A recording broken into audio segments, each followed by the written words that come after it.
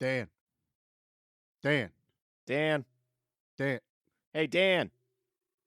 Crap, Dan's not here. Oh, Oh, what did we do man. with Dan? I thought it looked weird that your picture was a lot bigger on the I computer I screen thought than it was a normal. little strange now that I think about it that his picture wasn't on the Yeah. screen. He Yeah. missed the cue and everything on that. Yeah. Oh, okay. Where's Well, the give me back my action movies? I Where's know, that? right? Yeah. I had my headset turned down, ready for that and everything. But Yeah. Oh. I So guess now what? I guess it's Do we my job record? now. Yeah, we're recording. We're Okay, going. I guess so. Hey everybody, and welcome to another episode of Give Me Back My Action Movies, the podcast. We are a short one man, so I guess I'm in the driver's seat. Yeah, I am Charlie. Everyone already knows me. I'm the action nut. And with me as always, and this I took a chance, and his mama did too, Nate. Say hello to the people, Nate. Oh, you guys are lucky to have me too, though. This was almost a solo project This today, was man. almost the one-man Charlie action extravaganza. It has been a scheduling nightmare It for, has. and it's not done yet. I have the next series of shows to get scheduled. And I Oh, went on a bender last night, so I apologize to the people of Taco Bell for puking in front of their store Hmm. on High Street. It So wasn't a Douglas bender, was it? no, it was no, Yeah, like how I tied that right into the movie. that I was pretty dig it. good. I like it. I'm quick. Also, it's a surprise. I'm on a 5-hour energy kick because Nate and I have also decided we're going to record this on Saturday morning. Yeah, So and I have not been up for long after a night of drinking, so I oh, warned I'm him. hurting. I warned him. No, no Dan this time because it was landing on. We were supposed to record on St. St. Patty's, Patrick's Day. Yep, and Dan and always celebrates St. Patty's. that's like his Christmas. So they do that, and I think they had some family weekend stuff to do. So it's on mine and Nate's shoulders, and it kind of works this way. We did a poll on you guys pick the 90s action movie that we give you to select. So Dan, myself, and Nate all picked a 90s era action movie. We all brought something to the table. We did, and good grief, man, we went hard. Dan threw up Tombstone, which we'll explain why we're doing Hard Target today, but trust me, that one's in the pipe. It's coming. I picked Hard Target. Obviously, you clicked on it. We're doing it. And Nate picked Ronin, which what I felt was a left field pick for Nate. I kind of forgot about that movie till I started doing research on it again, and I was like, that movie actually goes pretty hard for a '90s movie. Yeah, it goes super hard. It's got some of the best car chases on film. But Yeah, Hard Target and Tombstone tied. they did, and And this with isn't Dan not being available, we decided let's just do Hard Target first. yeah, And then on the next episode, you will get Tombstone. yeah. So everyone comes out on top but Nate. Well, now look, now this I wanted to put this out, and I guess I I wasn't felt clear. like the third party president candidate who just like took away votes from the actual winner. Were you Ross And that's why Perot? we got a tie. Yeah, I You was Ross Perot. Yeah. Kids Google that, you'll understand. It was way back in the day. No, it was and I didn't preface this in the poll. This wasn't the fact that we would only ever do one of these. It was just what we Yeah, it was what we brought had to the in the table. mind at the moment. Yeah. And I actually liked how it turned out because I knew Ronan wasn't going to win. And the funny thing was when we were talking about options, Charlie's like, I'm gonna pick Hard Target. I was like, I almost picked Hard Target. And then Dan hit Tombstone. I went, man, I almost picked Tombstone. Nate's So, just no like matter what, I was down. Nate's like the ultimate swing vote. He would not vote for his own movie just to Yeah. make sure. But it was weird. We went across all the groups, all the Give Me Back My groups. We went through Instagram. I even posted this up in the Action Elite group that my buddy runs over there. The Ultimate Action Movie Club. They've got an awesome group over there. And like it was split 50-50, 90% of the time. And then like Ronan had some legs that Saturday. Like Ronan got like 10 votes within a couple of hours. And I was like, "Holy crap, this might be that There that was a horse that moment you where don't I thought expect to win the race." Ronan could have the possibility just because the fact of like everyone talks about Hard Target, everyone's talking about Tombstone. So I was like, maybe that will Hmm. be the thing. I was like, oh, I forgot about that as well. But no, it came in last. It it did, It but technically came in second out of three, though. So true. So we have 2 number 1s, Ronan came in second. There you go, buddy. boom. That's the positive outlook we need this morning. So, no, because when we planned this, all of us forgot about St. Patrick's Day. Dan forgot about it. I even messaged going, what are we doing about Thursday? And he's like, why? I was like, calendars, dude. We should use them. Yeah, And sometimes. then we decided, okay, since it was a legit, we're not faking it because of the situation. It was legitimately 27-27. That was the split on Tombstone and Hard Target. Ronan got 15. Not Yeah, terrible. not terrible. No. No, no, I'm The, amazed that we got that many individual votes. the groups That's the aren't cool thing. huge. It is. And you dude, I'm telling you, there were some people that were like, that's really hard. You guys have picked like some of the best movies depending on what you're in the mood to watch. Yeah, Everyone definitely knows Tombstone. It's a classic. iconic Western. It's a western. Hey, guess what? Hard And I'm Target's a so excited western that we're too. finally going to be doing a Western. Yeah, I mean, I like westerns I'm and stuff. I really mean, stoked for that. it's definitely a more modern telling of a western. But guess what? Hard Target's technically the first western we're doing because this is a straight up western action movie, man. This is just John Woo Americanized. Oh, I love it. I love it. Uh, so yeah, no Dan tonight. Today, this morning. I don't know why I said tonight. It's clearly early ass morning on Saturday. But we're gonna cover. Nate and I are gonna try and cover Hard Target. So let's go ahead. We're gonna knock out the trailer real quick, and we're gonna jump right into it. You ready, Nate? I think so. I'm gonna live. We'll let Nate rehydrate real quick while we play the trailer. We'll be right back.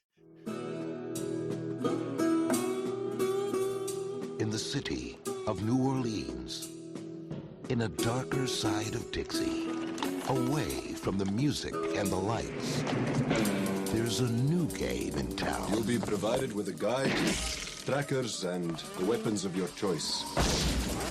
I need to file a missing person report. The competitors are deadly. We pride ourselves in hunting only combat veterans, men who have the necessary skills to make our hunts more interesting. And they always win.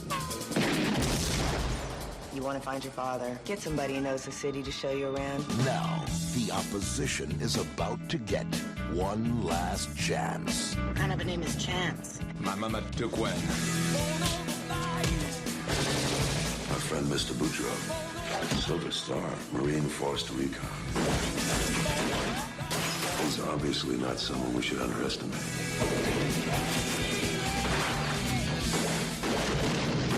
He is an annoying little insect. And I want him stepped on hard. We need to get out of here now. Ladies first. What? These men will chase after you. You mad at you for business or pleasure? Both. Look at it this way. You're gonna get to meet Elvis. Give it a rest, pal. Jean Claude Van Damme is the hard target. You miss me? From internationally acclaimed action director John Woo. How's it feel to be hunted? You tell me. Hard Target.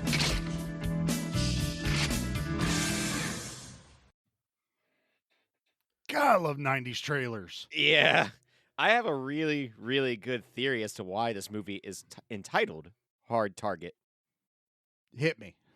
Everyone gets shot in the dick, Everyone gets shot. so in it's the a dick. hard target. Uh, So many people get shot in the dick in this movie, there's or quite grenade.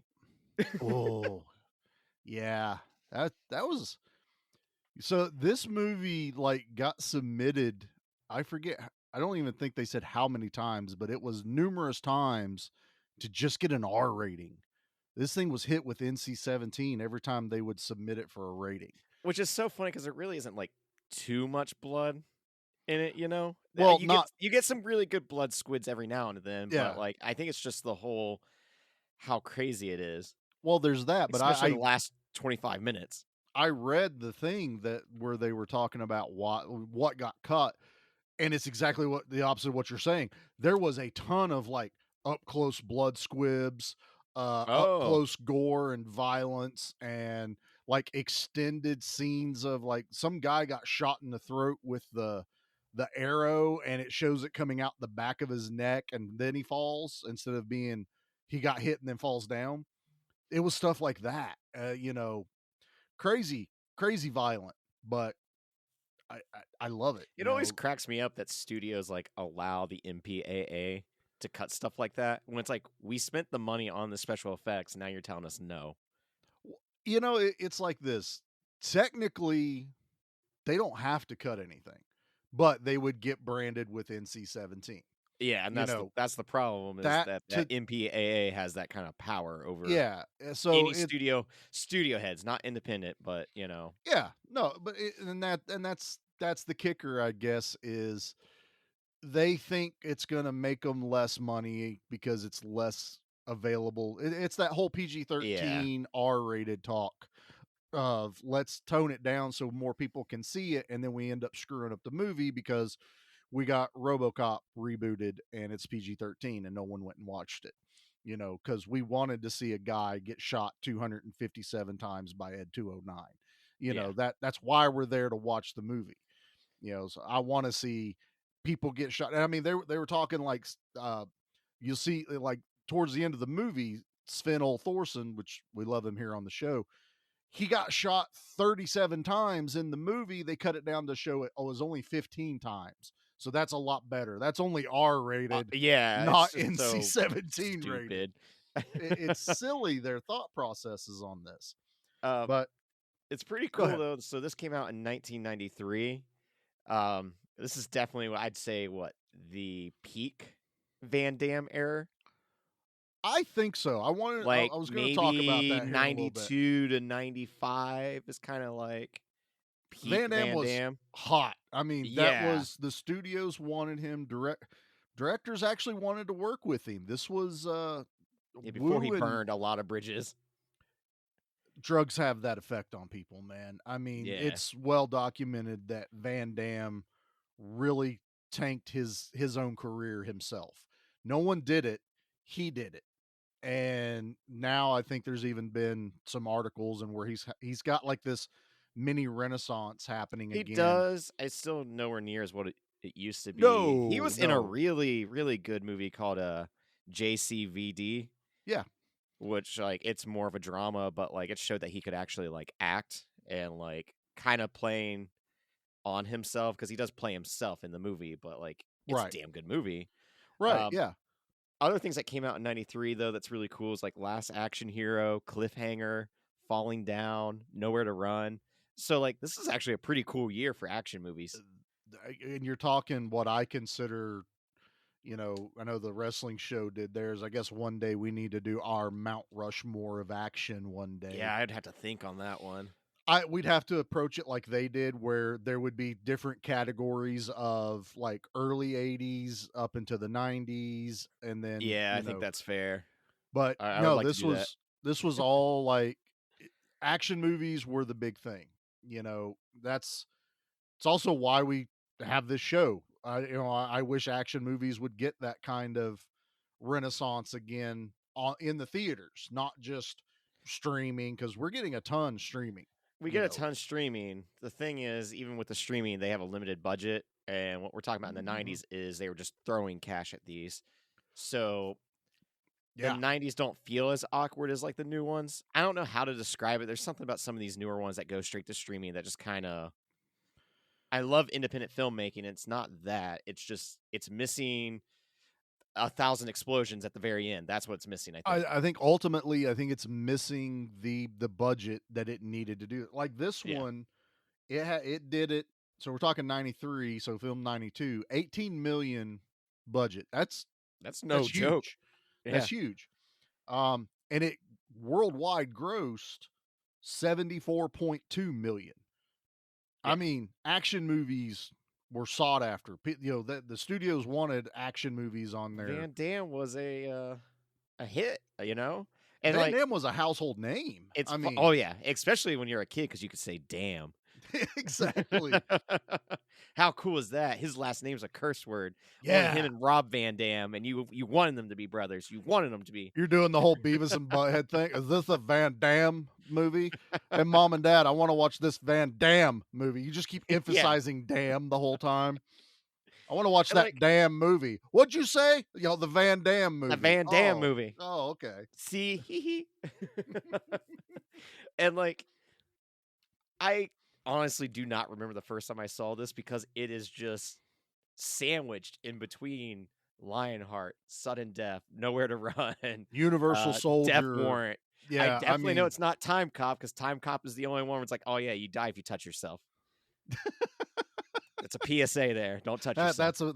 that's Nate's PSA today. The don't touch yourself or you'll die.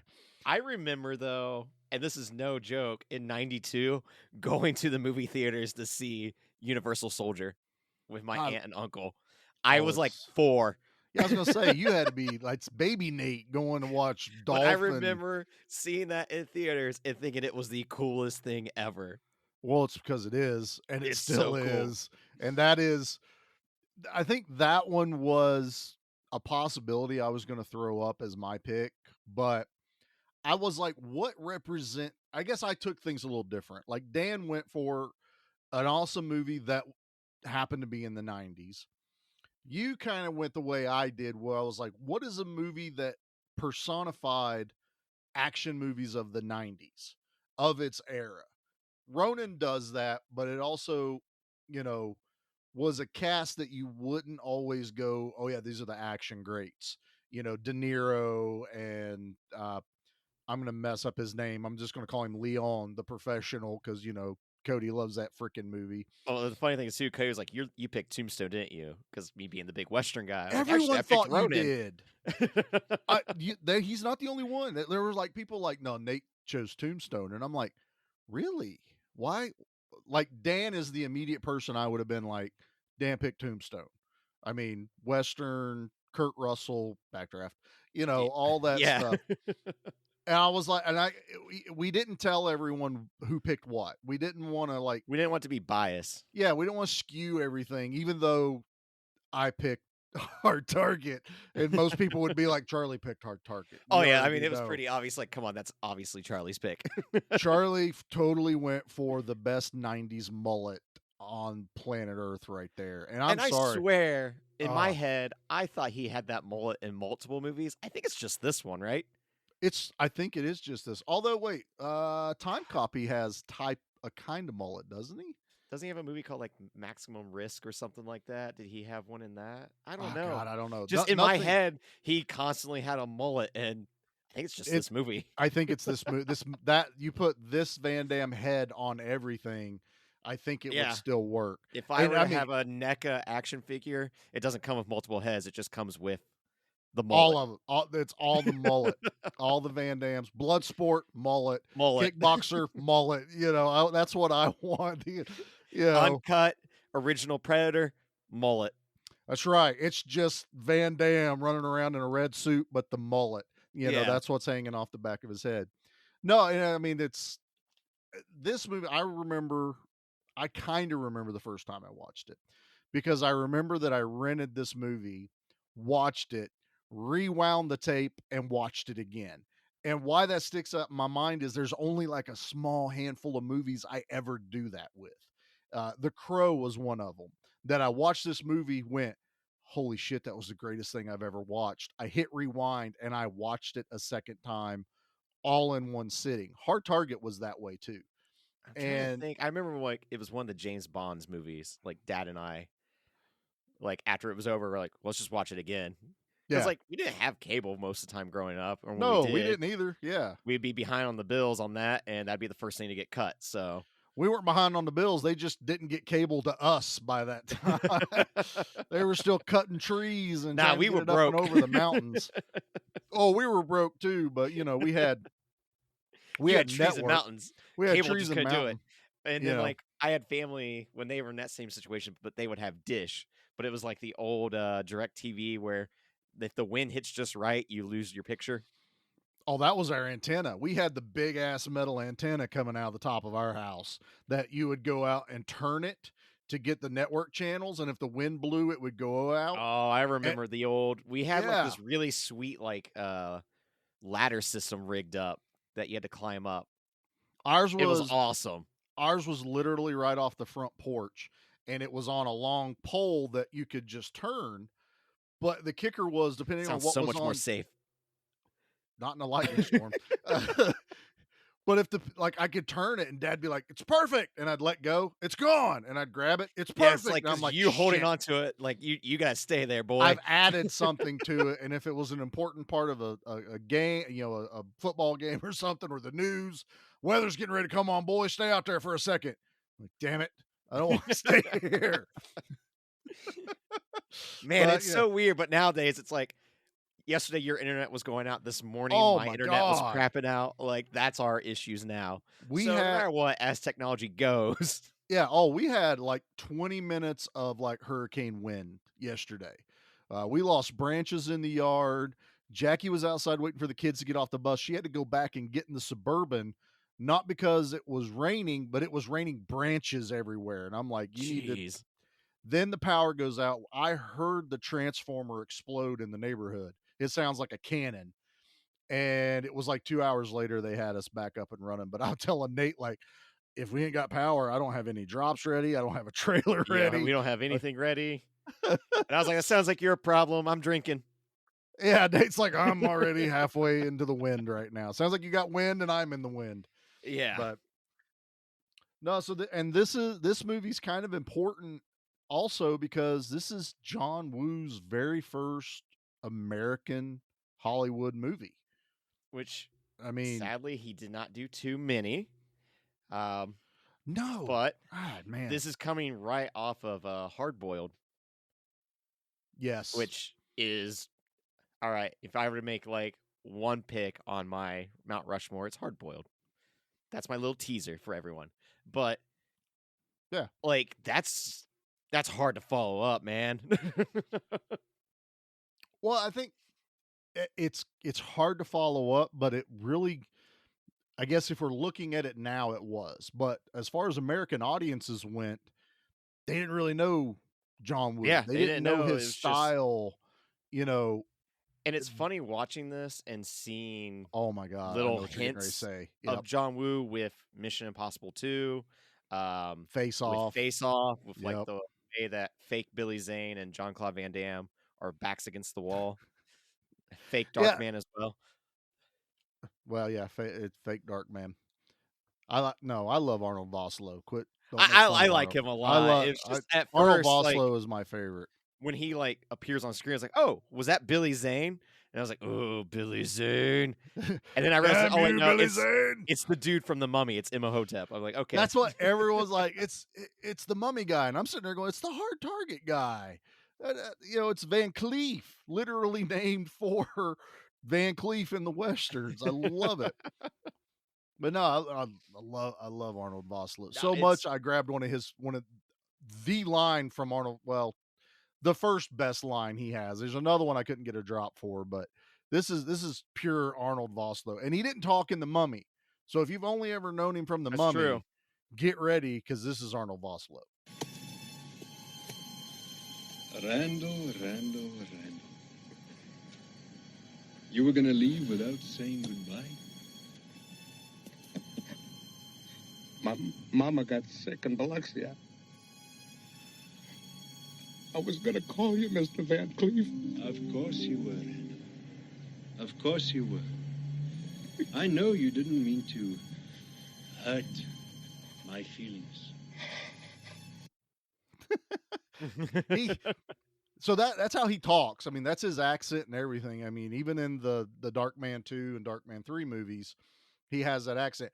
I think he was just channeling William Shatner in this movie because Everyone was channeling something in this movie. they would talk and then take a break and then talk again. Yeah. On top of like, this movie was clearly not made for Dolby Atmos because Man, there were No. some glaring ADR issues that I do not Oh. remember. This is meant for a CRT, TV. Oh, Uh, absolutely. just like some of the stuff, I'm like, it's really hard to hear what's going on, or there's just weird pops. Like, I that's my biggest complaint when going back and watching some of these movies. It's just like yeah. the sound department let us down. They gave us the explosions, but when it comes to actual audio of people talking, They didn't know what we were gonna have now, though. I mean, yeah, that's the thing. I still say that. It's like, I remember, I never picked up on that watching this on VHS, and Oh, yeah. I have this on DVD, but I was like, I wanna really watch it in a higher def, so we rented it on Amazon Prime. The Yeah, I picture's bought the gorgeous. HD version. Yeah, it's Well, it's great. I'll tell you why I only rented it here in a second. But picture-wise, I was blown away. I was like, "Holy shit, this movie looks fantastic." Although now I can tell every time there's a stunt double. I can tell Oh, every yeah. Yeah, I could time tell that Van Damme does not ride a horse.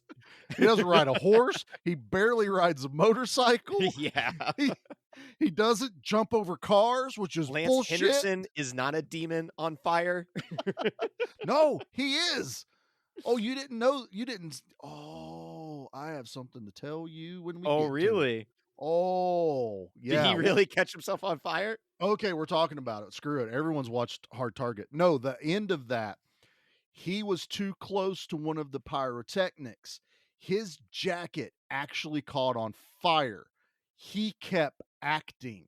If you pay attention to the guys behind him, which was, Sven Thorson and a couple of the other guys, they're all, like, standing Is still, it the "oh, staring. shit"? Yeah, they are literally like, "Holy shit, Lance is on fire." Lance kept acting, took the coat off, and then says that iconic line that's not in the script of, "Get out there and kill him, it's what you're paid for." And it's like, that's all real. He really caught on fire. Dude really just goes hard for his roles.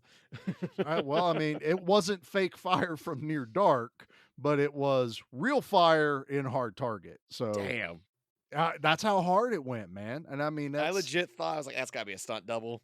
no, I was like, that's they why probably threw the fire on him for 1 sec, but the rest was all stunt double. it's why the camera's not never actually cuts away from his face. It is Lance Hendricks on fire taking that coat off, and everyone around him is stunned. Like, what do we do? And he keeps the scene going, and I'm like, I do this love is that line of like, "This is what you paid for." So this is the only movie where I can honestly think that the henchmen are not under a payroll. The henchmen have to buy into it. So it's a multi-level yeah. marketing henchman scheme. It really is. It's like it's a little own It's a pyramid pyramid scheme. henchman Yeah. thing. And there's like henchmen that do work for him. The no face motorcycle covered Yeah. guys, the guys he kept calling his dogs, sick the dogs on him, Peck, and stuff like that. And yeah, but everyone else in here paid to be there. And if you killed Van Damme, you didn't actually have to pay. Everyone else paid. I was like, that's interesting. Very interesting rules. That's how you get some dudes in there. What's funny is you start to make the keys or the connections to this movie too. So there's actually like a horror connection here too, because I found out last night, or not last night, the night before, that Sam Raimi produced this, him and Robert Tappert from Evil Dead. So I got my little horror touch there, which then explains why we get Darkman 2. It Yeah. explains where the screenplay also comes from, because Chuck Paffner, the man that wrote this, also wrote Darkman, the original one. And Ted Raimi has a little cameo in this. Yeah, I love the little Ted Raimi. Ain't got no change, man. I was Yeah. like, why is Ted Raimi just walking across the screen doing the worst like Louisiana accent? He's one of ever? those people that when he shows up, I get so excited. Like he shows up briefly in the original Candyman. Yeah, And it's just like, yeah, Ted Raimi. Like, he was in something another. about his face. Wasn't he in the Grudge? Like in the Office at the beginning of it I when think they. so, because that remake was produced by Sam. Yeah, so he would. Yeah, Yeah. so basically now it's like if you see Ted Raimi pop up, look Sam's at the involved. credits and see if Sam. The biggest reason Sam was involved was the studio hired him to keep an eye on John Woo. They knew there was a language barrier that they were going to have to overcome. This was a project that they had considered Sam Raimi to do, but Raimi was actually like, no, we need John Woo. He was like champion John Woo to Yeah, everyone. I And don't so think Sam would have been able to pull off some of the whole final act. I don't know. there's so much about this that while I appreciate Sam's there, this was not. Thi- so I did want to talk about this. This movie is so much different than most like Van Damme movies we grew up watching. It really is because it like the heavy gunplay with unnecessary kicking people in denim. Well, there's that, but there's also it's it's obviously stylized after a western. I mean, we even get the scene, and I love it every time I see it, of Van Damme unholstering his leg when he pulls the coat Yeah, away from his side to get ready to kick the guy. Um, but it's also he's always like in this like duster kind of western yeah. feel. He's in the duster that Mac has from Always Sunny in Philadelphia, and it cracked me up so much. I looked at Jackie and I was like, I want to grow a mullet and I want a black duster. And she said no. I said, fine, no mullet, but I get a black duster. I'm And getting a she's like, duster she was like, to the Goodwill. did you just throw mullet in there so you could make sure you got a black duster? I'm like, maybe. I know how this works. I know how to negotiate. That's right. You always get something on the table that you're willing to take off, and I will take the mullet off as long as I get the black duster. But it just has such a Western feel. And I know this is a funny thing, but I'm sitting here watching the movie going, not once have I seen Van Damme's butt at all. Oh, that's true. He does have a butt Every clause. movie is Van Damme butt. Dan makes fun of Van Damme butt. And I'm watching this going, there's not even a love scene in this movie. Like, that's usually in Yeah, a Van Damme clause.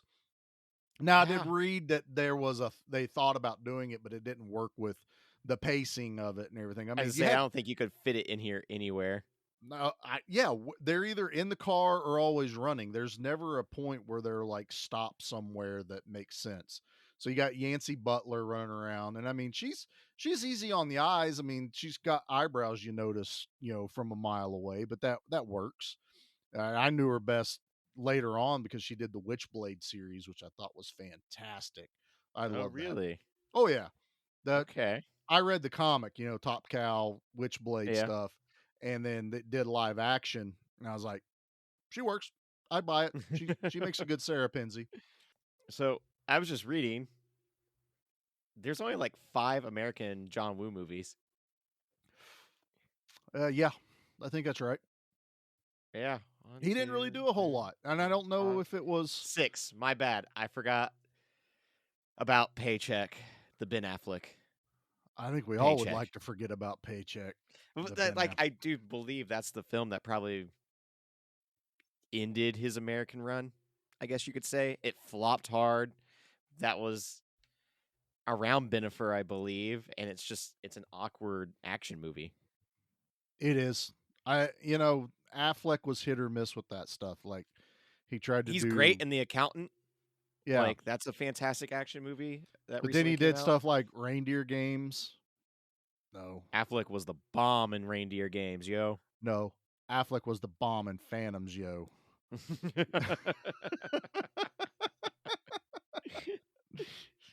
See, we even threw in a Kevin Smith reference for Dan, and he's not here. I know. Nate, we've Oh. almost forgot to do your 3-sentence synopsis. Oh, you ready for this? Not really, no, but let's do it.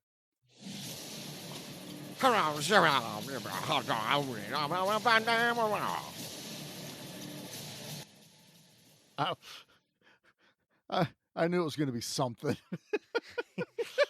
Nate doing, the Cajun accents in this movie. What was with 90s action movies being obsessed with Cajun accents?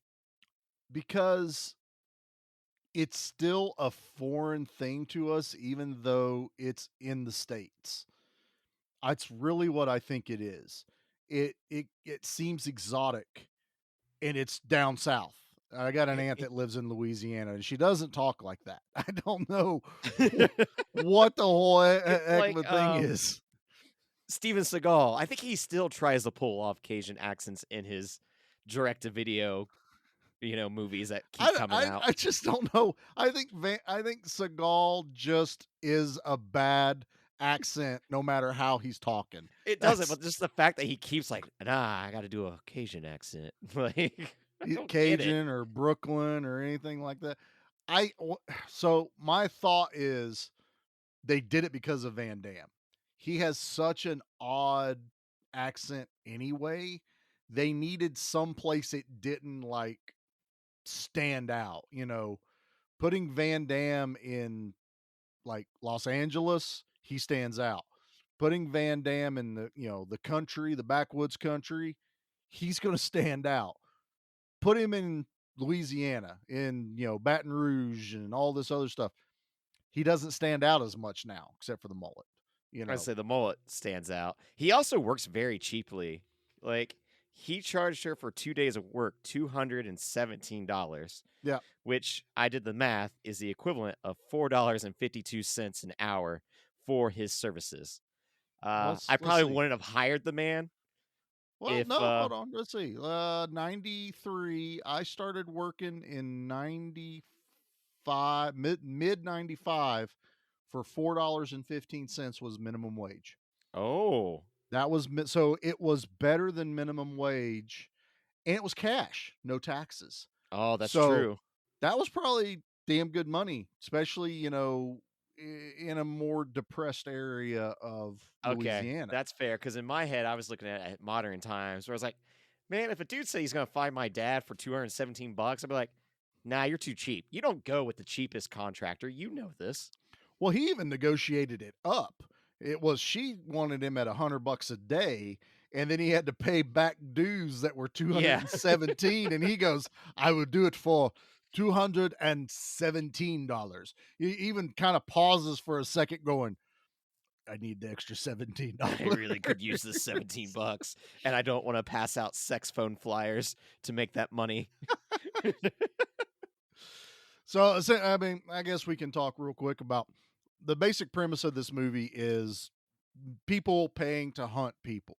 Yeah, like rich people pay to hunt homeless folks. Well, homeless because they usually don't have family or anything, but they also required them to be somewhat trained, military trained or police officers or something to that effect. They had to add to be to the thrill of the hunt. It's really Right. disgusting. Well, I mean, the thought of it is, but in the movie, it's pretty entertaining. It's but they go after and they kill a guy named Douglas Bender, which is why I made the Bender joke earlier, who happened to have family that no one knew about when they checked on him. It also turns out that they switched the names of the guy that they were supposed to be hunting because they couldn't get the other one. So there's a whole backstory to that too. But no, it's the daughter comes down to Louisiana to find her dad, and Van Damme saves her life, basically at the diner. So, and then there's not a lot of drops I could grab for this movie. There I'll be isn't, but like honest. he beats the hell out of like what 3 or 4 dudes in front There's of her car, there's like 4 dudes, and it has that like classic what you see more in Asian cinema of like multiple camera angles, kind of showing the same shot.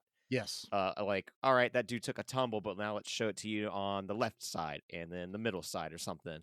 yeah. Or To here he what? is going through glass, And then he's coming through the glass on the other. So there's like a Yeah. camera outside, a camera inside. We've gotten used to it now because of like the John Wick movies and a lot of movies that are more influenced by Asian cinema. But this was still kind of new to us. You're like, Yeah, I mean, it definitely was. cinematography wise, it was great. It also, this whole scene has my favorite Van Damme line in it. It's okay. I said get lost. Now take your big stick and your boyfriend and find a bus to catch. Oh, this guy's funny. And it's all quiet, but the very next scene is where he pulls the the duster back Yeah. and unholsters the Van Damme leg. And the fight's fantastic. I mean, this is No, it's great. Like, this is definitely one of the best, like, Van Damme movies. Like, that's what it made me realize when going back and watching it. I always thought Sudden Impact was, like, my favorite, but I'm like, this might be up there. this look, I've never actually sat down and went, okay, what's the best one? But if I went like, Or what's not my Sudden top? Impact, Sudden Death. I'm an idiot. So it was Double Impact. So you got that mixed up, which Double Impact's actually really good. See, it's the Van Damme movies in the 90s all blend together. Lionheart, Double Impact, Death Warrant, Sudden Death, Hard Target, I Universal bet I Soldier. could throw two words together and it'd make a Van Damme movie. Well, that was the thing. So Van Damme usually had Dying Hard. That's not it. Van Damme usually had it was like their thing that the studios would do. Van Damme movies usually had to be 2 words.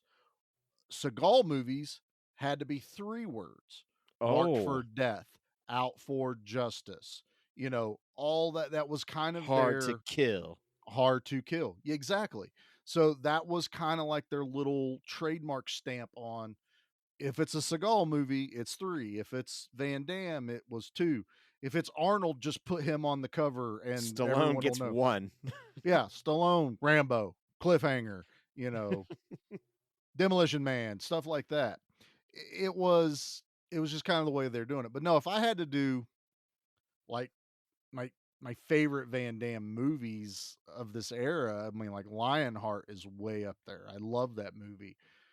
You know, Hard Target, I picked it, obviously.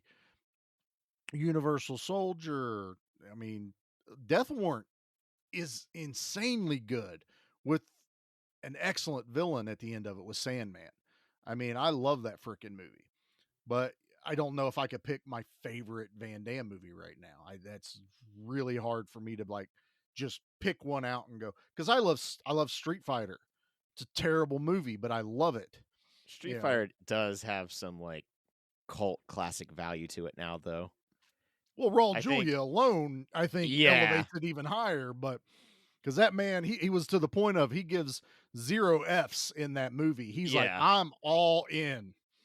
And Van Damme was coked out of his brain, you know, unfortunately. And, you know, teenage guys like us are watching Kylie Minogue run around all over the screen with, you know, Chun-Li. It was good, you know. We'll watch it. Kids Google Kylie Minogue. You'll understand. Look at that. Nate even knew the song. All right, Nate, before we get too disjointed here on our love of Hard Target and Van Damme and everything 90s, I think it's a good time to take a break, do our commercials, because, you know, that's what we have to do for the network. Let's do it. All right.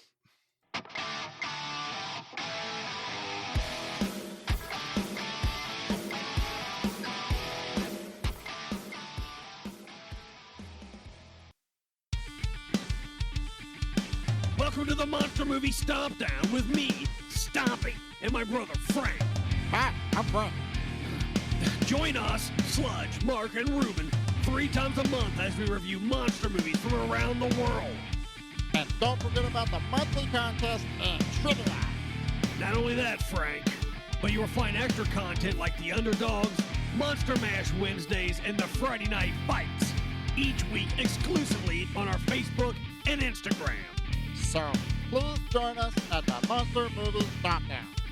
Your one-stop chomp for monster movie reviews, news, interview, trivia, laughs, and of course me, Stompy.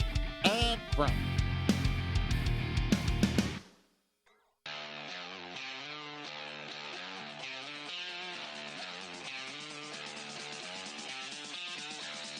Hey, this is the one-man gold mine, the one-man enterprise of professional wrestling and all entertainment, Flynn Hendricks. And you better believe when I'm looking for a good podcast to listen to, I go to my own. I go to the I Know You Hear Me podcast hosted by me, Flynn Hendricks. That is such a fresh perspective for how you should look at life, too. I love them. And then when I'm feeling spooky, I go to my other podcast, Tales from the Haunt, where myself, I want my head shoved inside a 15-pound silicone mask. More. I want to have a bucket of sweat coming off me at the end of the night. And just Jeff. Dogs don't lay eggs, Flynn. I hate you so much. Talk to other scare actors about what it takes to get into the world of scare acting. So if you're curious about how people became professional wrestlers, actors, prioritized their mental health, became entrepreneurs, avoided burnout, or got into scare acting, you need to go check out I Know You Hear Me and Tales from the Haunt, available on all podcasting platforms. And I know you hear me.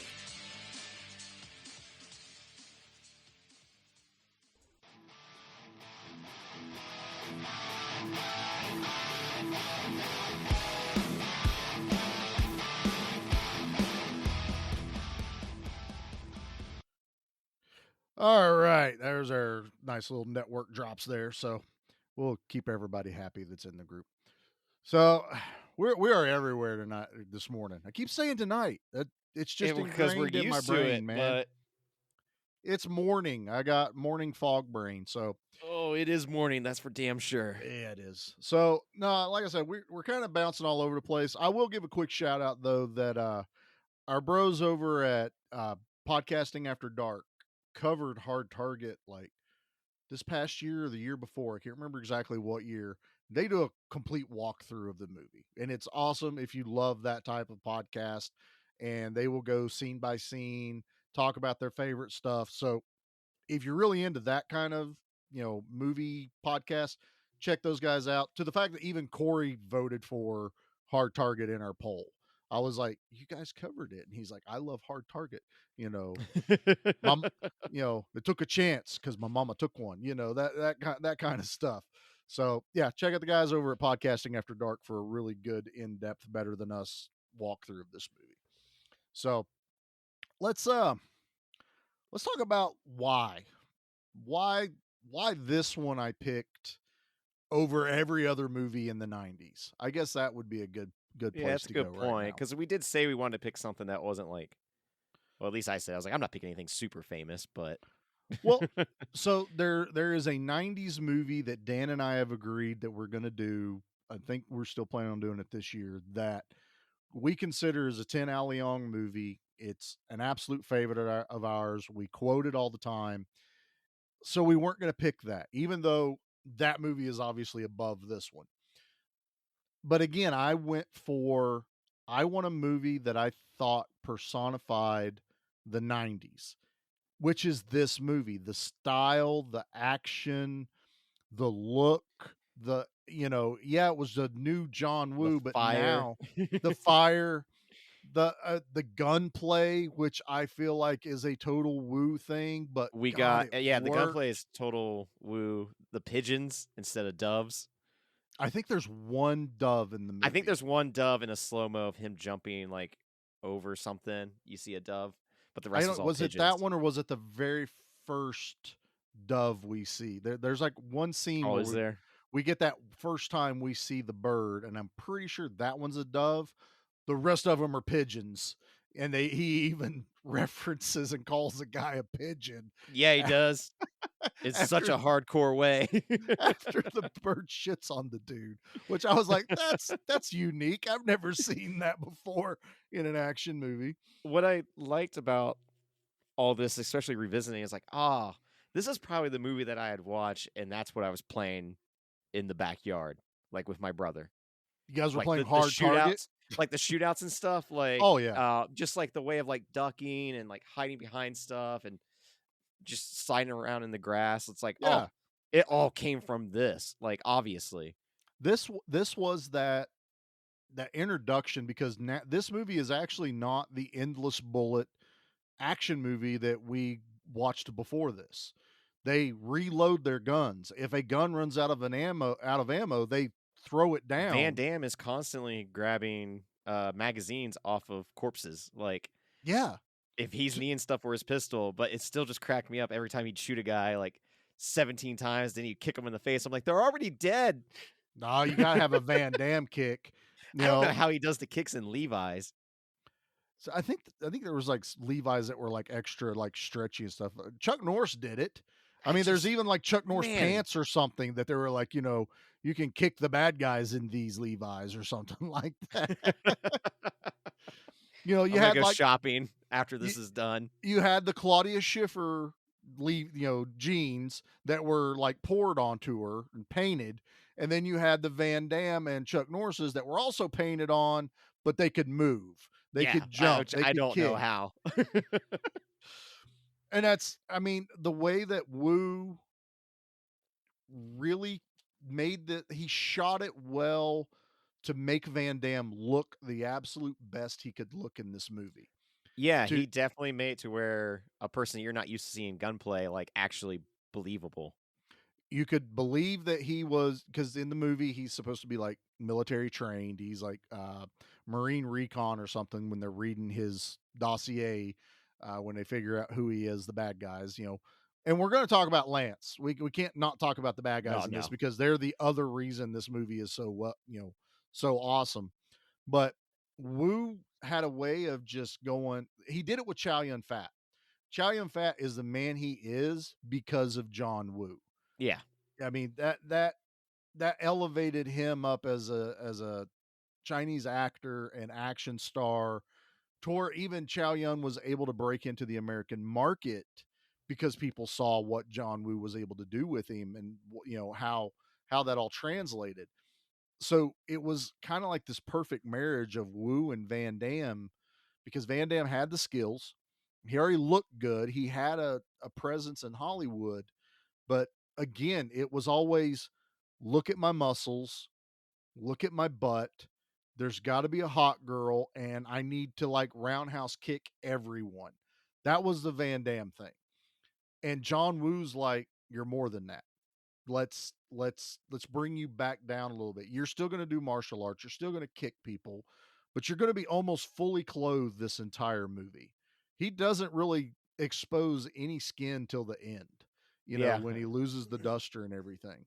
Even then, It, he still looks like in that what you have in your head, like, oh yeah, Van Damme's always in jeans and like a tank top, a yeah. white tank top.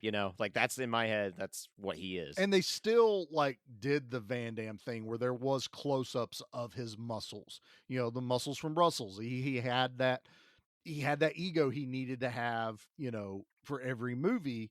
Show my muscles, show everyone how good I look.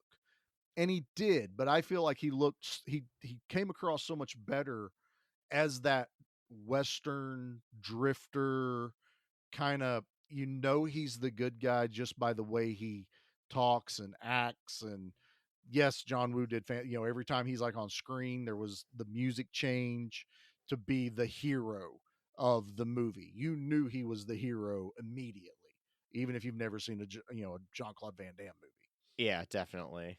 So, and then with back to the gunplay, is this was, everyone had to reload. There was he dual wields, which is a John Woo Yeah, thing. that was very strange to see Van Damme dual wielding pistols. It's Any just action like star. awkward. Yeah, but with John Woo and Face Off, that's all I think about is everyone's dual wielding in Face Off. Yeah, now we're used to it. Now our video It games, just we dual shows wield, our movies how they dual ahead of the wield. curve it was, because in the 80s it was, let's get the really big guy and get him a really big gun. Yeah. He needs to You know? carry a minigun around.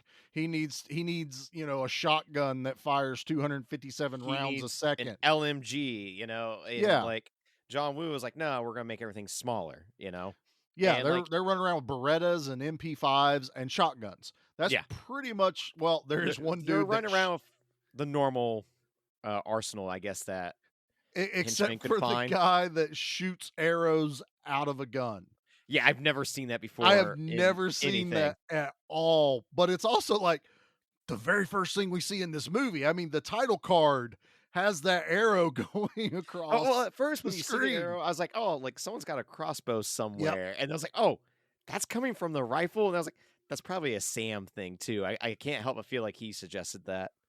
Well, I can tell you right now, the shots of the arrow flying, straight up Sam Raimi. That Oh yeah, was, definitely. the camera It's the follows eyeball. it. Yeah, it's to me, that was immediately I go, "Oops, Sam Raimi." But I was like, I'm 100% in. I was like, "Yep, I believe that weapon exists." Yeah, I do too. I don't know how you load it. I mean, it looked like it had a magazine to it as well. Yeah, I'm guessing that's like a air cylinder or something. You know what I mean? Maybe. Like it had to be like the little CO2 I cartridges would we used love to to put in see. BB Yeah. guns. Have a weapons expert explain that to us. Well, I was also like later on when he has like all the guys that paid, one guy's only walking around with a Beretta. I was like, you could pick any weapon. Like they even tell you it's whatever weapon of choice, we can get it.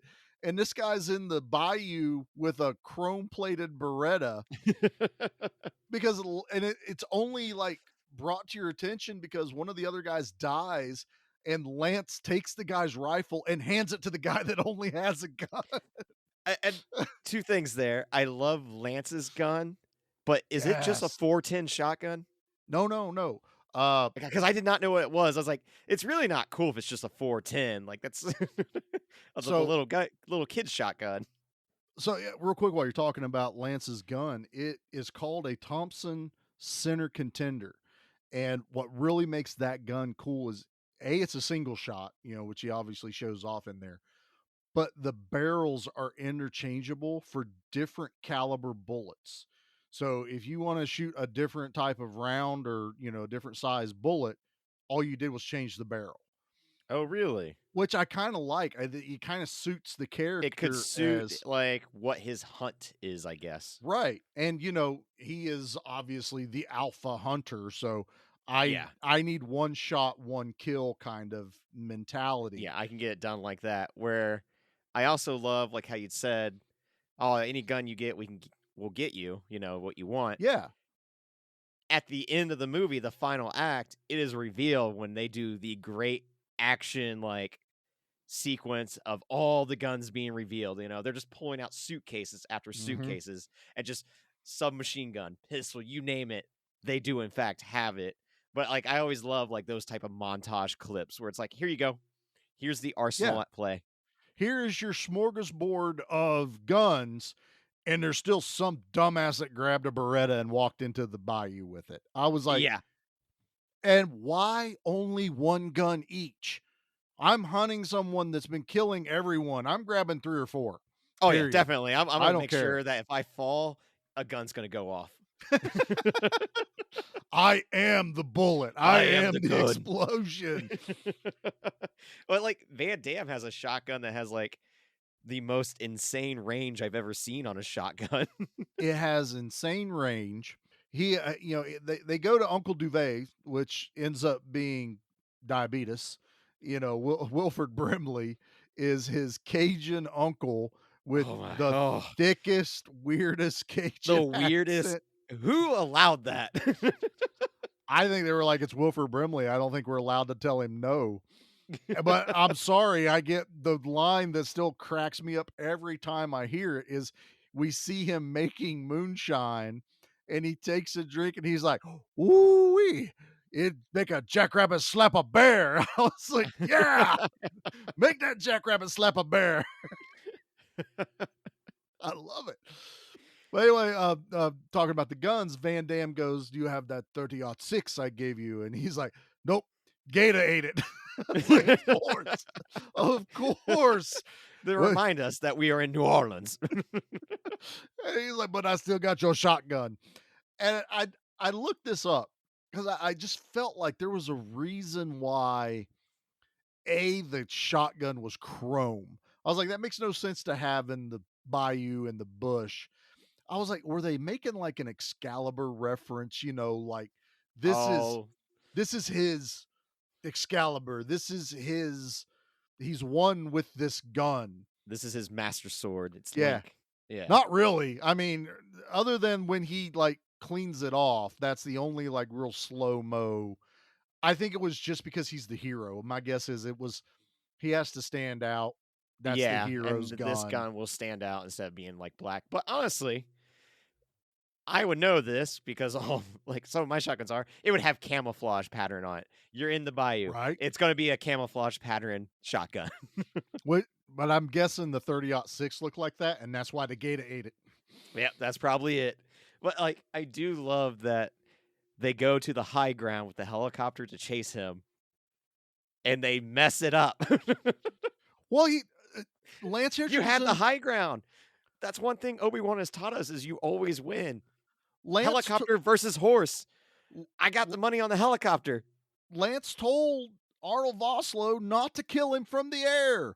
Arnold Vosloo's like, screw it, let's kill him. I can take him from the air. And he's like, no, that's not how we do things. And Vosloo's like, I don't care. He's kicking our ass. I'm going to go kill him. So he wasn't even supposed to kill him at that point, which I thought was ridiculous. And there was no drop for it, but it's my second favorite Arnold Vosloo line was they land and Lance is kind of like, look, I know you wanted to do it your way. I hope you're not pissed at me. And Arnold Vosloo looks at him and he goes, I don't get angry. I'm a professional. And I'm like, oh, God, I love that line. I love that line so much. I'm a professional. With like the amount of explosions going off near that horse, I was like, oh, I this felt can't bad be for the safe. horse. Yeah, I was like, there's no way. I was the 90s again, man. Yeah. They got away with a lot of stuff, man.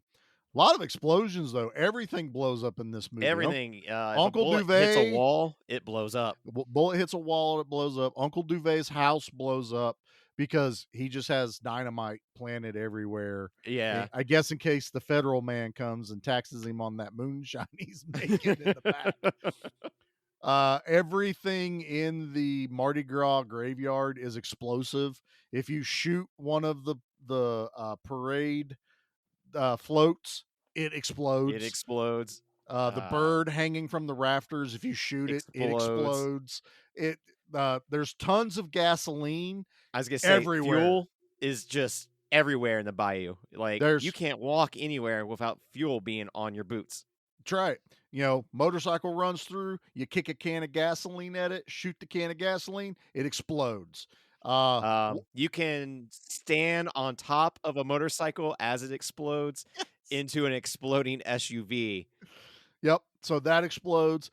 You duck and dive behind a water construction barrel explodes. If you go underneath a table, that explodes. Everything explodes. Guys explode in this. The arrows probably exploded. Probably. I think, they probably thought about it and they were like, well, we can't do Rambo. We can't have the explosive tip arrows flying at everyone. Glass explodes. That would be a little less clandestine when they do their hunts in the heart of the city where they're hunting these people. I want explosive tip arrows. You said I can have any weapon I want. And they're like, nah, best we can do is broadheads. One guy, he used them. He screwed it up for the rest of you. That was one of their things where they said they did hunts and all over the place. Or that was why he goes, this isn't Budapest. He's like, we gave that guy explosive tip arrows. Totally screwed the whole thing up. It's Saturday. Don't you remember our time in Budapest? Come on. That's right.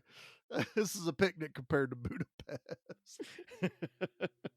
So before they even get to Duvet's place, they're like walking through the bayou. They've done the highway scene where he rides the motorcycle and jumps over the car and lands on his feet, which is awesome. But again, it's an iconic 90s action movie moment. When that happened, I was like, oh, it's from this movie. Okay. Yeah. It's also when I'm watching it in high def going, oh, that's a definite stunt double. That is so not Van Damme. It's like, I get that he's not going to do it, but can we not show his face? All I needed was mullet. The stunt guy just needed a mullet to sell it. We could just made him look like Cousin It and just nothing but hair. Would have been fine. But anyway, they get done with all that. They end up in the bayou, and Nat is like asking him, like, should we be afraid of gators? And he's like, sure, if you want. It's like, obviously there's gators to be scared of. There's a missed opportunity of not having a gator explode. Right, we need exploding gators. Well, we got that. We get that in Eraser later from. That's true. From Schwarzenegger. Very bad CG gators. And they're going through, and we get another scene that this movie's probably well known for is they stop to take a break, and Van Damme gets real close. You think this is the Van Damme sexy time moment, even though I'm like, they're in the bush, they're not doing anything. And he's like, "Do you trust me?" And she's like, "Why?" And he's like, "You just have to say you trust me." So she closes her eyes, and you can see her like kind of like lean in as if he's gonna kiss her, which I'm like, that's there's no reason. He's like, "We need to get out of here." And we get the rattlesnake scene in this movie. And he grabs the rattlesnake and slowly pulls it Snatches it across. and then gives it a bad tap. That's a very bad rattlesnake. Yeah, he smacks it on the head, and the snake's like, "No." And then he punches it. Yes. Which is like one of my favorite gifts that hardly ever gets like used by me, but I love it every time We I gotta see start it. using that one more. We gotta do the Yeah. snake punch gif. And then he bites the rattlesnake's tail off because he's gonna set a trap. He's hiding it. But I'm gonna point out one thing. A, you do not grab snakes like that.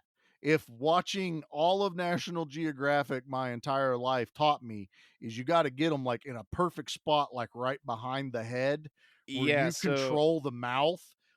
And he's my holding this thing like 6 inches below its head.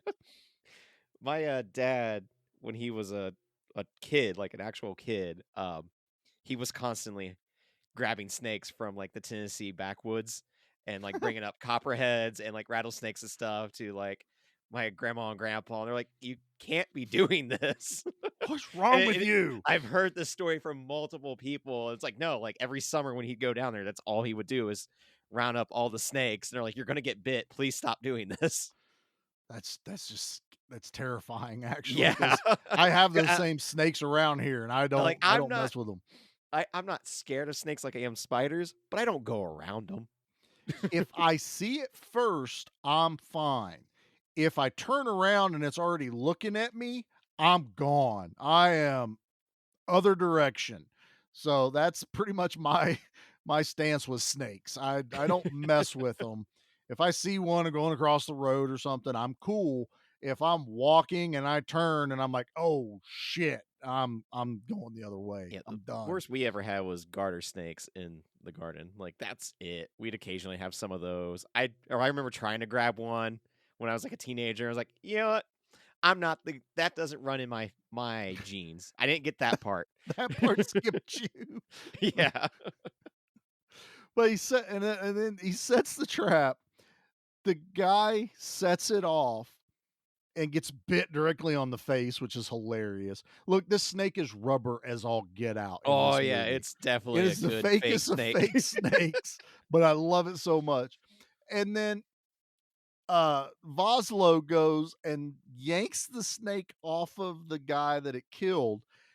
He's not holding it 6 inches from the head. He's like holding it a foot down, and the snake's like snake charming around up there hissing. I'm like, no, No, that snake no. would have instantly like turned or like, turned It would have itself and be like, I'm done, gonna get yeah. you. It would have bit you 17 times by now. It would have been the John Woo of snakes and would Yeah. bit you, for I don't know how many shots it would have took. But anyway, he holds it out and Lance Henderson shoots the snake and it explodes. Yeah. The snake So explodes. we don't get exploding gators, but we did get an exploding snake. The snake just boom and it's gone. I'm like, I'm not holding it out for you. Like, I'm like, there's no way I'm doing that. Oh, but it's glorious. It's fantastic. I love everything about this movie, Nate. I'm sorry. I'm watching it again the other night, smiling again, just going. So I own it. I rented it on Amazon because I wanted a cleaner cut. And after I was done, I went, cool, I'm sold. They just released the UHD 4K last month of this movie. Oh, did they really? I ordered it. So Oh, so that's why you didn't buy. I didn't Okay. buy it on Amazon because I want to buy it. I want to own it. And it's the You want international cut. physical. Yeah. Oh, And so there's like oh. some extra, I think they said it's like an extended intro with Bender, and it's an extended cut of the end fight. So I'm thinking some things got added. Well, that'd be The pretty original, sweet. like, work print was, like, over 2 hours.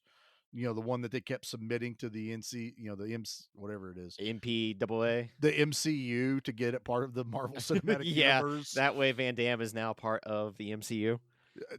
I will not put anything past that anymore. I mean, I'm Now, sure we're anything is gonna on the get table with them.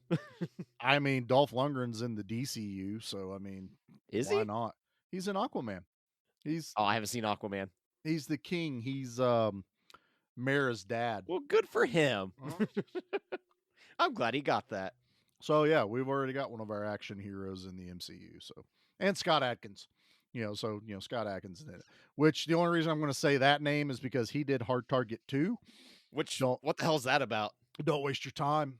It's I love Scott Adkins, man. He is a fantastic fighter. He's a great actor. That movie just sucked. I don't know anything about Scott Adkins. I had posted in the group like, "Hey, recommend some stuff to me." I still haven't watched anything. But to me, I'm like, "You've been in like 97 movies. You're apparently this great, modern action guy. Why isn't anyone picking you up yet? There's got to be a reason." I think it's just like we're talking about. We are in this thing of action movies or streaming movies. So that's where the money is. They're like, hey, here's X amount of dollars. Here's an action movie. Do you want to do it? Or he can sit around and wait because he was in Expendables 2, but he was Van Damme's right hand man. He was the knife guy in Expendables Oh, 2. okay. I didn't realize Yeah, that was him. that's Scott Adkins. He's also one of the bad guys in Doctor Strange. He's one of Oh, the really? acolytes that they fight in that one. He's been in like big movies, but as small character. Yeah. So It's only why a matter of be time, I guess, till he gets like his big break. He is going to be in John Wick 4, so maybe that'll be it. That's a big one. I mean, they're bringing a lot of people in for that one, but it's that mentality of why be a small fish in a big pond when I can be a big fish in a small pond. So if he Oh, I can like that. dominate like streaming movies action wise, and there's just guys out there that love to work. I mean, look at like Danny Trejo. He's our patron saint of the horror thing just because he's Machete. He's never like really had his own movie till Machete with Robert Rodriguez. Yeah. But he's been in hundreds. Oh, he's of one of those people you get movies. excited about when you see him in anything. He'll be in my kids' shows, and I'm like, it's Machete. Yeah. His name is literally Machete in the Spy Kids movies. He just looks like he's having a good old time. Yeah, I'm totally down. But anyway, now I'm talking about. Well, we're pretty much to the end of the movie at this point. I know we already touched briefly about the Mardi Gras graveyard because everything explodes, but that is where the final, like, this is our final set piece. Yeah, this is our showdown. This is where moment. we can let everything blow up, let Van Damme kick everyone's ass, and finish off the rest of our bad guys. Yeah, and it's one of those things of let's use everything around us kind of as the action set. I mean, Van Damme is riding a bird in the rafters, firing his shot. And again, like Nate said, it's the most accurate shotgun I've ever seen on film because he is up in the rafters, shooting guys and hitting far them. away. And the bird is like slowly descending. Like, you guys can't hit that? What's wrong with you guys? No one has ever gone goose hunting, clearly. Only man hunting. Henchmen are the stormtroopers of action movies. What Yeah, the they heck, are. man? Like, I think Van Damme only gets shot like once in this movie, and obviously Does he though? Like, I feel like he Kinda. doesn't get hurt at all. I thought he got shot in either the leg or the arm. There was something that like slowed him down ever so slightly. Oh, he got a little bruise and a Charlie horse. That's what it was. Leg cramp. Leg cramp. From Oh all no, the he kicks did get in my hurt Levi's. because he got bandaged up. Don't forget about that. He got cut on the arm really Oh, I good. figured he just do that because he's like, I look even more sexy when I'm all wrapped up. And he got beat up earlier in the movie because he had the cut above his eye. That is true. He got arrested for getting his ass kicked. He got arrested for getting his ass kicked. It was great. So anyway, we're at the final fight. He's fighting everything. Uncle Duvet and Nat were supposed to go get help. Obviously, no one listened. They run to come and help him fight all these bad guys. Um, Van Damme kicks gas can at a guy, explodes it in the dude's face. Yeah, because he Uh, kicks it and then shoots it with the shotgun. the guy gets And that guy goes through the window that's also flies exploding. so far backwards. Which, if honestly, on the opposite end of that window is all the henchmen. If I would have seen one of my fellow henchies get exploded like that, I'd be like, I'm out. Yeah, Like, nah, you guys.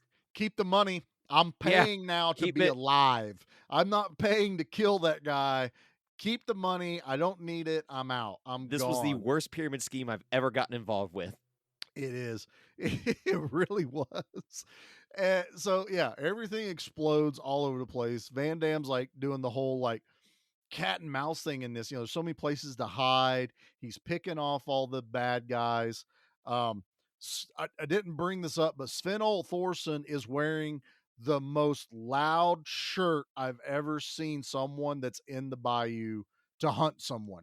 Everyone's in camo or some kind of drab clothing. Yeah, he's Sven in like basically a Thorson, Hawaiian shirt. it's red and black and white. And it's so funny because they make a point to point it out in the movie Yeah, they do. because Van Damme shoots him what I read 37 times and they cut it down to 15. Sven falls down like a tree. Van Damme stands over him and goes, "Sorry about the shirt." I'm like, "Oh my God." Well, he They spin kicks him really as well. That's how he falls down. Not well, from yeah, the he's million dead. bullets. He's dead. And he spin kicks him down and then goes, "I'm sorry about the shirt." I'm like, wow, they just They really had wanted to. you to know about that shirt. My And guess then is Finn showed up and they're like, "You can't wear that." And he goes, "Tell me I'm not gonna again." Because Yeah. this is a mountain of a dude. Then we get fake Clint Howard. He gets shot in the dick. And then Wilford Brimley gets mad at her for shooting the guy in the dick because you can't be an unethical dick shooter. Well, to be fair, he didn't want her killing anyone, but yeah, you give me this. Look what you have done. Do you know Yeah, what I'm you like, have done? that's what you're both here for. I love Wilford Brimley in this movie. I'm sorry. Uncle Duvet is one of my favorite characters.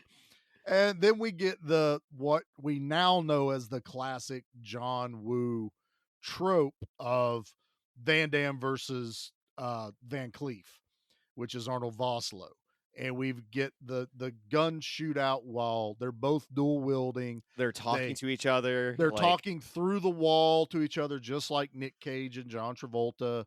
It's not bootleg Billy Zane, Nate. Knock it off. It's not. Nope. But now we get, now we understand the birds, which his explanation for why he does that is it's the hero moment. It's the God has touched this person when the bird flies, because John Woo's got very religious undertones in a lot of what he does. So we now get this, what we know as, oh, it's John Woo. We see it now and it's like, oh, it's obviously John Woo. But Yep. in 93, we're like, this is the greatest thing ever. Like, they're actually talking to each other. And then they turn around and shoot at each other and they both miss each other and Yeah, then there's people coming up from behind him still trying to get him. He's shooting them. Like, it's just chaos is happening. It's utter chaos. And then, he gets the upper hand on Van Cleef, kills him. Van Cleef, like, Jackie points this out. She goes, so Van Cleef's like wearing grenades down his He's got like a bandolier of grenades. Jackie goes, "You're telling me Van Damme shot him that many times and never hit a grenade?" And I went, "He's that good." He's that good. Because, like, what happens is he's jumping out the window as a grenade is being thrown into the window. It explodes behind him, allowing him to then tuck and roll underneath the table as everything's exploding and just like, laying waste with both pistols. And that's how he gets him. It's awesome. And then Van Cleef, like, dies leaning over top of him with his foot in his, Van Damme's foot in his chest, and Van Damme takes a grenade, and you're like, That's going to come That's in gonna come handy in later. later. We need Yes. this. And he uses it as a weapon. He wraps it up in his one shirt that he takes off. So now we get like tank top, Van Damme running around, and he cracks dudes in the dome and the nuts with it like 5 or 6 times. This is I'm why it's like, called Hard Target. I don't know if I'd swing a grenade regardless of the pin being in there or not, like a rock or a club. But he was running around, he's killing everybody, and we get to we think Uncle Duvet dies. He gets shot with an arrow and he falls down. Natalie gets captured by I can't even Lance. think of Lance's name in this. I don't Fouchon. know. It's just Lance It- Hendrickson to me. It's Fouchon. Fouchon holds her as hostage. We get that weird, like, pervy, like, load my gun moment where she pulls the bullet from his belt and he's all like, I'm like, come on, Yeah. Lance. Yeah. That's too much, Lance. Don't do that. That's just weird. She loads him and everything. And in the time it takes him to flip the gun up to shoot Van Damme starts running at him. And so He's screaming and running and hits him with a double kick. I just jumped like straight up in the air and 2 feet. Boom! He kicks him across. I'll give you this though. Lance holds his own for a little while in this fight. He It's- does, because he gets shot by a shotgun and still keeps on fighting. God, I didn't. He took it straight to the that. chest. He flies like 5 feet onto the ground, and still unfazed. And they don't even like reference like maybe he's wearing body armor. No, not at all. It was just he took a shotgun shell to the chest and it didn't hurt. Right. Because he's not limping or like short-winded. No, it's just like that happened. Keep on moving. He grabs he grabs the wood on fire and he starts beating the piss out of Van Damme with it. Yeah. And Van Damme like holds it and then has a flashback scene of all the people that Lance has killed, even the ones that he has never actually witnessed. He never witnessed it. But he has the power of all the memory victims of it from touching that wood.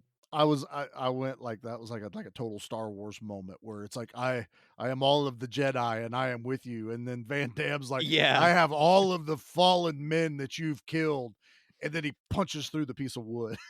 Their spirits guide me. He also does. We can't glance over this. There's a moment where Van Damme defies gravity because he jumps. He does a front flip over like an 8-foot fire flame. Yep. With his shotgun, and still like mid flip shoots the shotgun. That's how he gets Lance. Yeah. It's that dramatic, like there's a wall of fire between the two of them and the hero has to leap through it. And it's an awesome shot. Don't get me wrong. It is. I mean, I It's love not the Van shot. Damme. No. We've established in high def it's not Van Damme at all. And yeah, he does the like flying shotgun shot, and again hits Lance Henderson, and there's no blood. There's not even like, give me the reference that he's wearing body armor is all I need. Like reaching through his shirt and pulling the plate out or something. Yeah, You're like, something. that effing hurt, and throw it. Then I'm back in 100%. I'm with you.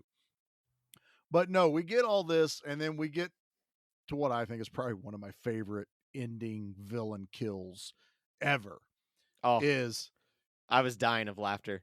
Van Damme is beating the piss out of this guy. Lance is trying to block. He's in his last throws. He's clearly, outmatched. Yeah, and Van Damme has the grenade in his hand while he's punching Lance Hendrickson. And you don't realize it at first, but when the camera pans down, Van Damme's been holding him by his belt loops on the pants the whole time, holding him. And he just clicks the little flip and hammer off of the grenade right in front of, Lance, pulls his pants back and drops it down into his pants, and then kicks him across the room and runs. That's not the best part. No, it's not. Nate, tell us the best part. Going through his pants and trying to like unbutton. He gets the grenade out and he's undoing the grenade itself. He pulls the fuse out of, and he's like, "Ha, I did it." a spark happens and then he just explodes. So they actually kill Lance Henriksen as well in this movie after catching him on fire. So may he rest in peace. And he goes, oops, Yeah. right when it sparks. He did the Midwestern oop. Like, I mean, look, if you can get the thing unscrewed and move, because it is a fuse that goes down there, that was legit. They did it right. Throw the damn thing. Don't yeah. keep it next to the grenade. He's like, ah ha ha, oops. Then we find out Uncle Duvet, he's alive all along because his lucky flask saved his life. It was like, this real catastrophe, because there's a broadhead like arrow that went through his flask and his moonshine fell out. But don't let it touch the grass. It killed the grass. It will kill the grass. It killed the grass. Well, cut the credits. That's the movie. The credits, man. Cut to Creedence Clearwater Revival playing music in this movie. But I don't know. It's me and Nate. It's Saturday morning. We have bounced all over this thing, but I love this movie. There's no hiding it. I picked it for a reason. I liked it way more than I thought I was going to on, reflecting. I thought maybe it would cheese real badly, but it didn't. No, this movie held up. Other than a few, like you said, audio things, and we obviously see some stuntmen, but it got kind of adds to the charm of it with the stuntmen. It got a 4K release. There's a fan base for it turns this out movie. It wasn't Van Damme the whole time in the 4K.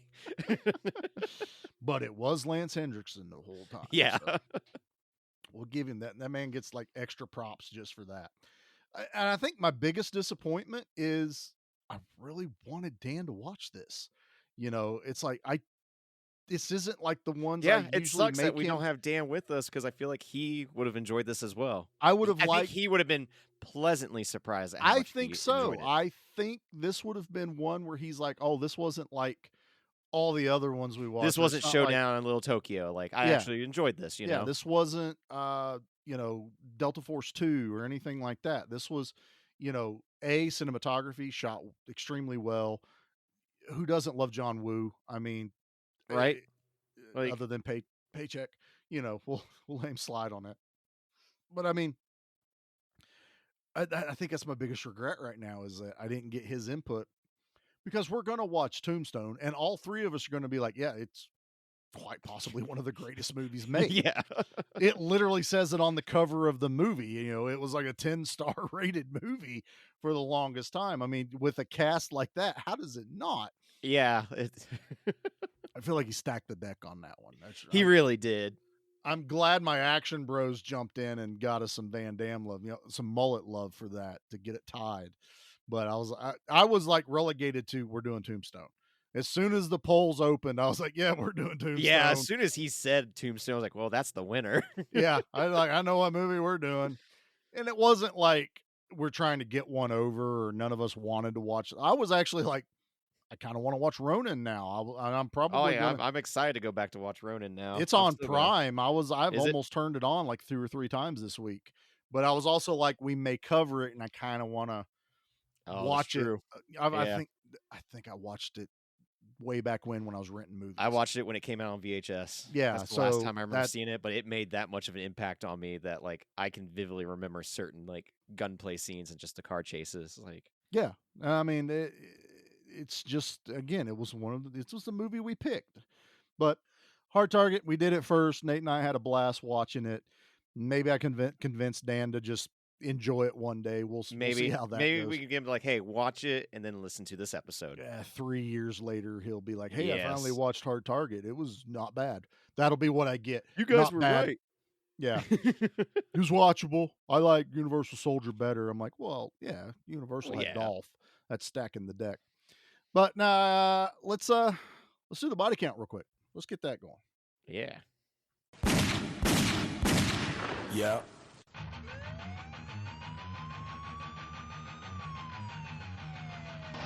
Body count. Body count. Body count. Body count. All right. I got an asterisk, Nate. Oh, really? I do.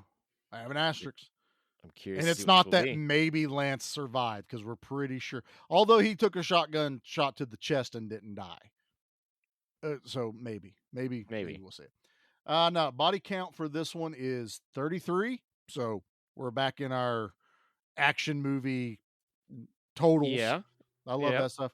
The reason I've got an asterisk is when I looked this up, it was everyone said 34, and beside it they would go if you include the snake. I was gonna say it has to be the snake. The snake got such a glorious death scene that they counted it in the body count. So 34 with the snake explosion. And you know what? I'm counting it. It's 34 for a hard target. I love it. Dude, they even made the snake's eyes like shine a little bit, like little diamonds in there. I was like, this is they put some real heart into They that did. thing. But no, so 34, including the snake. That's our body count this week. You ready to rate this? Not that Let's we're rate hiding this. anything except maybe the Yeah. exact numbers. Here we go.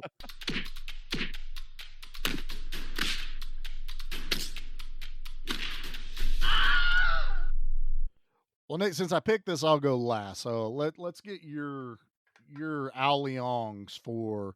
Remember, Leongs, not machetes. We're on another show right Yes, now. on a different show. So hard target. Hard target, I'm giving a 7.5 out of 10. Respectable. It's a very good movie.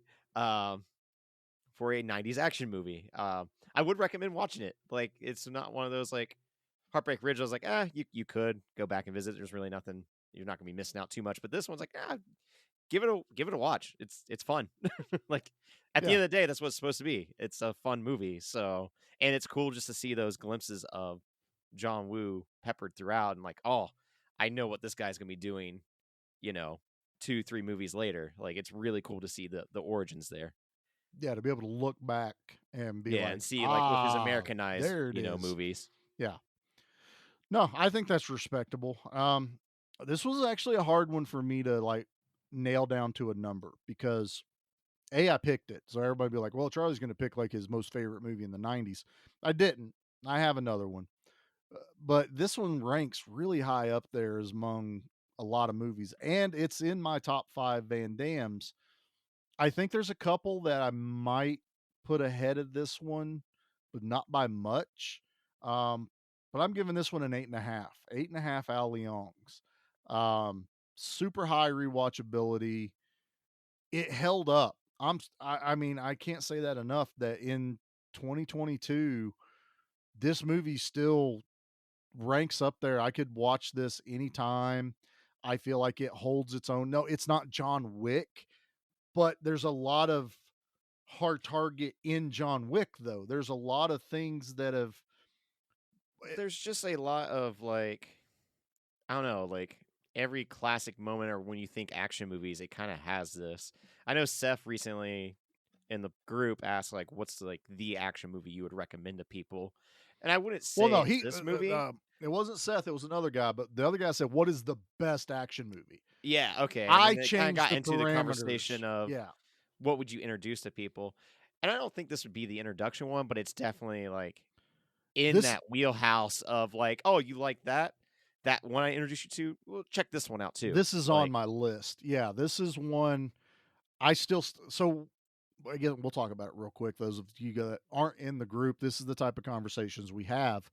Is we had one of our members ask, and it's a hard question, what is the best action movie? And to me, that's an unanswerable question.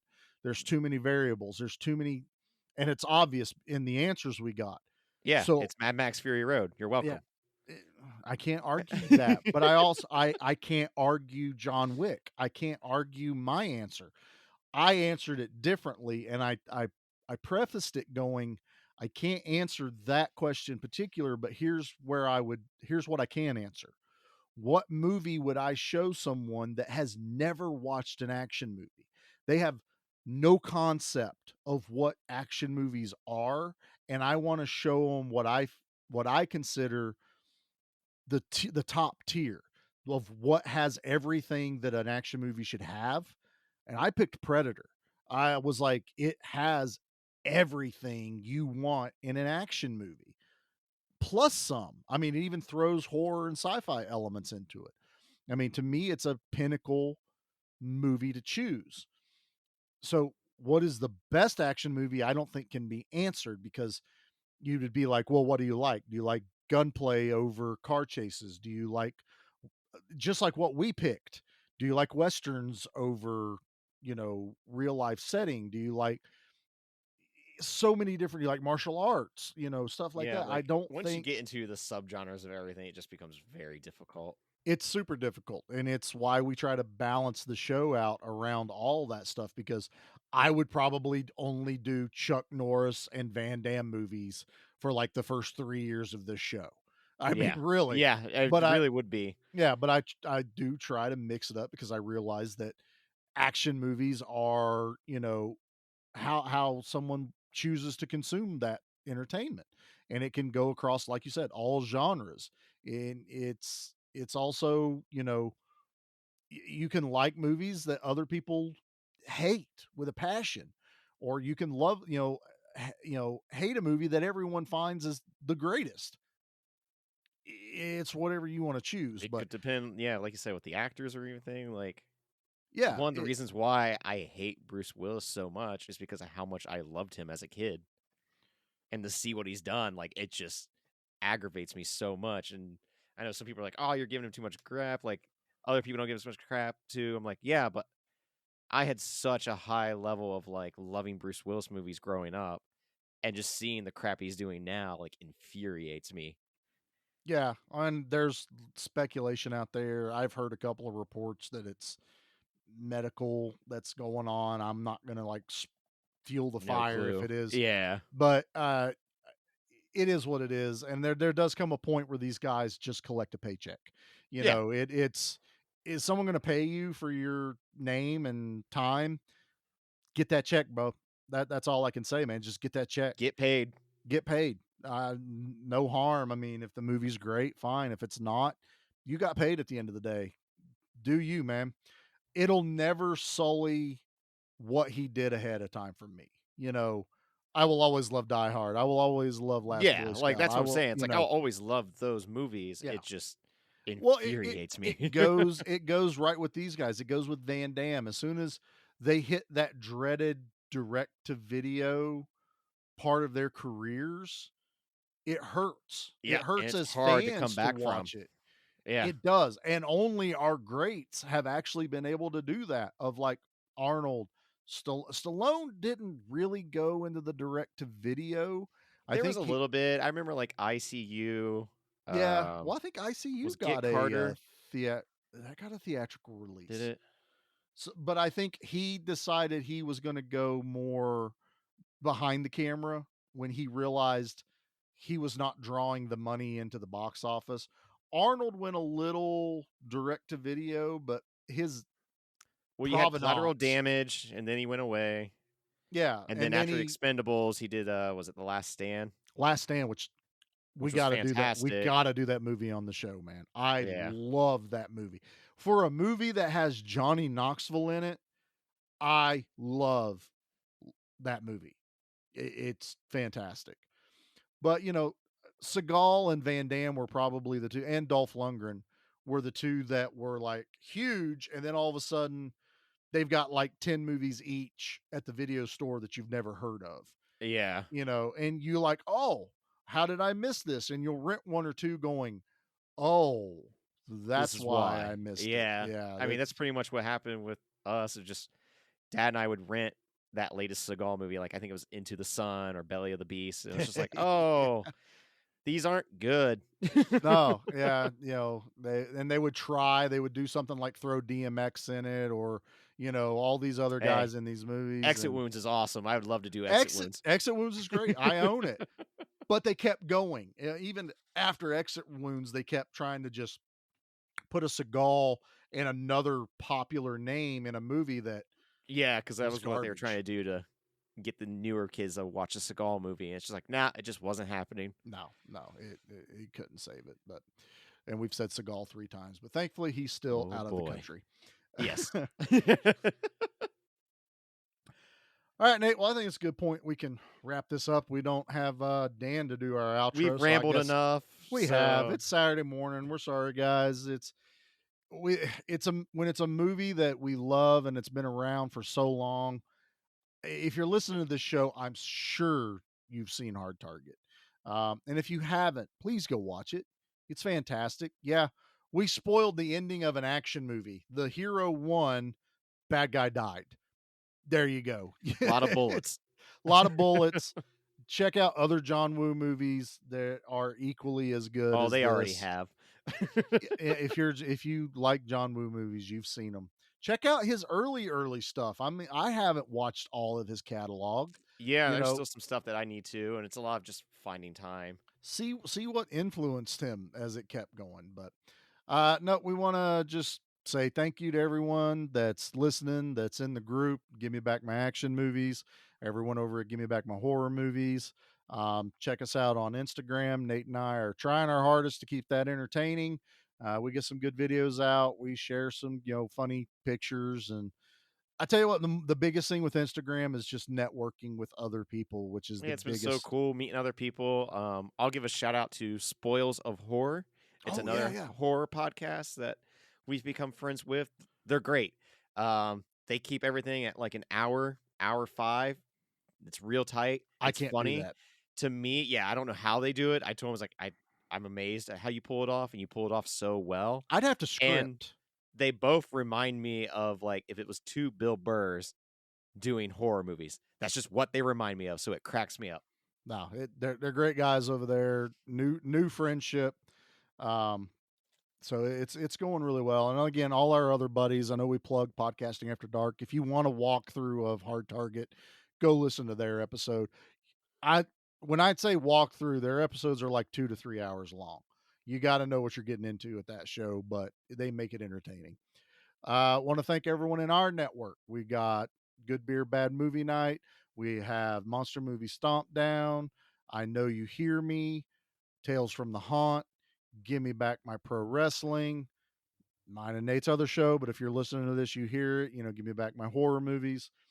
Tons of awesome content to go check out. I mean, we're trying to give everyone a little bit of everything. If you like interview shows, listen to I Know You Hear Me. If you like pro wrestling, obviously go listen to the wrestling. You know, tons of stuff to consume. We can keep you entertained for a few hours as you go.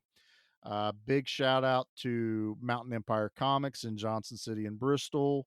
Go check out Diane and Rob at their stores. Excellent supporters of the shows. What else do I feel like? If you want to email us, even though I don't know if we've gotten one email, but I'll keep putting it We've out never there gotten an email. because I think it just drives Pete up a wall when we say it. But gmbmampod@gmail.com. Our email's longer than his. Suck it, Pete.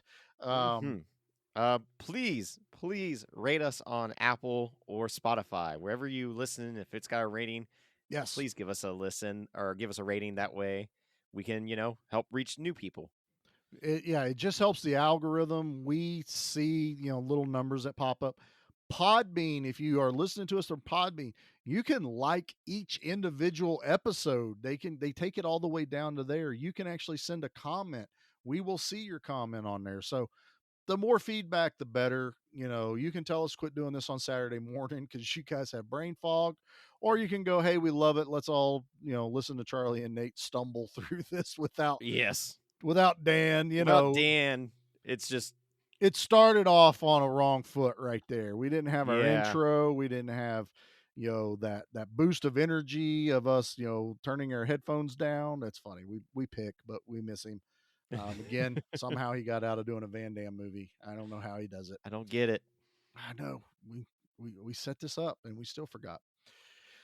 Nate, I think I'm pretty good here, man. I think it's all right. Well, then, do you have any last words, Charlie? I don't get angry, Nate. I'm a professional. I knew you'd say that.